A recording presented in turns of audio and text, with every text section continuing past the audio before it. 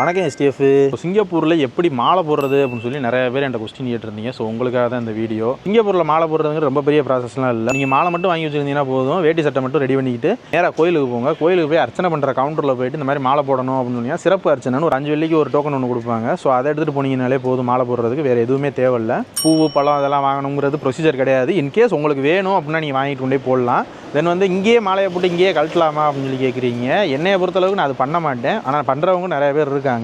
என்னையை பொறுத்தளவுக்கு நான் ஊருக்கு போகிறேன் அப்படின்ற மாதிரி சிச்சுவேஷன் இருக்குது அப்படின்னா மட்டும்தான் மாலை போட்டு நான் ஊருக்கு போயிட்டு தான் கழட்டு வரேன். இல்லைனா விரதம் மட்டும்தான் இருப்பேன். இங்கேயே மாலையை போட்டு இங்கேயே கழட்டுறது அது வந்து எனக்கு சாட்டிஸ்ஃபைடாக இல்லை. நான் சொல்கிறது வந்து ஐயப்பன் கோயிலுக்கு. ஸோ முருகனை பொறுத்தளவுக்கு இங்கே போட்டு நீங்கள் பால் குடம் எடுக்கலாம். பால் குடம் எப்படி எடுக்கிறது, அதுக்கு என்ன ப்ராசஸ் அப்படின்றத இன்னொரு வீடியோ நான் தனியாக மேக் பண்ணுறேன். வெரி சிம்பிள் தான் ப்ராசஸ்ஸு.